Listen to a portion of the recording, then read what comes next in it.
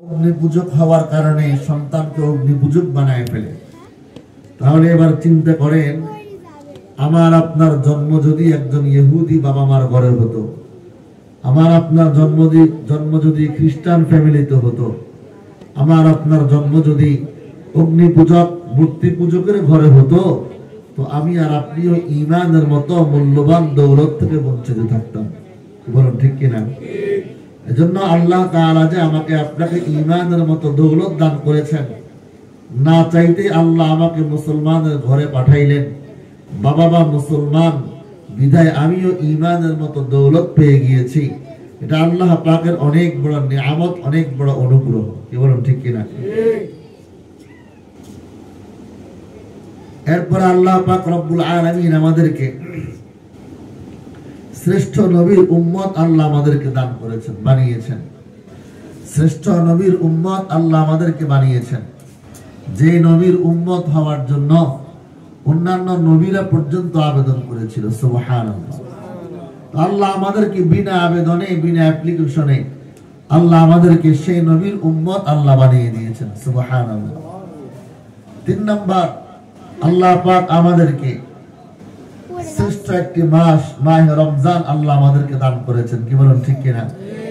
4 number, আল্লাহ পাক রব্বুল আলামিন আমাদেরকে মহাগ্রন্থ আল কোরআন, আফদল কুতুবিস সামাওয়িয়া, সমস্ত আসমানি গ্রন্থ সমূহের মধ্যে সবচেয়ে দামি কিতাব আল্লাহ আমাদেরকে দিয়েছেন। বলে সুবহানাল্লাহ।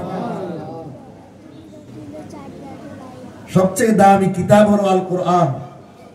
কোন সন্দেহ আছে?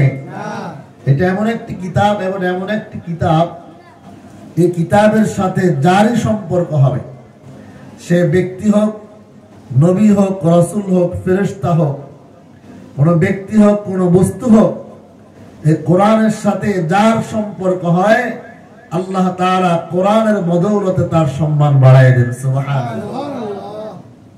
এই কোরআন নাজিল হয়েছে, এই কোরআন নাজিল করতেন, আসমান থেকে নিয়ে আসতেন হযরত জিবরিল আমিন। এজন্য জিবরিল আমিনের সম্মান আর মর্যাদা সমস্ত ফেরেশতাদের চেয়ে কম না বেশি? বেশি। কারণ কোরআনের সাথে সম্পর্কের কারণে জিবরিল আমিনের সম্মান সমস্ত ফেরেশতাদের উপরে হয়ে গেছে। সুবহানাল্লাহ। এই কোরআন যে নবীর উপরে নাজিল হয়েছে, আমাদের নবী আলাইহিস সালাতু ওয়াস সালাম, এই কোরআনের বদৌলতে আল্লাহ আমাদের নবীর সম্মান সবার ঊর্ধ্বে দিয়েছেন। সুবহানাল্লাহ। এই কোরআন নাজিল হয়েছে যেই শহর, মক্কা এবং মুকাররমা, মক্কা এবং মদিনা। এখন এই 2 শহরের উপরে কোরআন নাজিল হওয়ার কারণে আমরা বলি মক্কাতুল মুকাররমা, মদিনাতুল মুনাওয়ারা। মুকাররমা মানে সম্মানিত, মুনাওয়ারা মানে নূরের দ্বারা আলোকিত। কোরআন যে 2টা শহরের উপরে নাজিল হয়েছে, ওই 2 শহরেরও সম্মান আর মর্যাদা এই কোরআনের বদৌলতে বেড়ে গেছে। সুবহানাল্লাহ।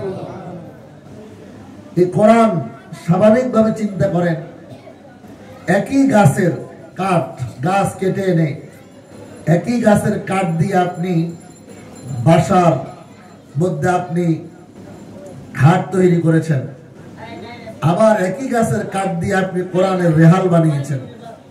ওই খাটের মধ্যে বাচ্চা পেশাব করে দেয়, হাগু করে দেয়, কোনো আফসোস নেই। কিন্তু কাঠের মধ্যে, রেহালের মধ্যে একটু পা লাগলে আমরা অনেক আফসোস করি, এটাকে চুমা দিই, বুকে লাগাই, কপালে লাগাই। কথা বলুন ঠিক কিনা? তাহলে একই গাছের কাঠ, একটা খাট বানানো হয়েছে, পা লাগে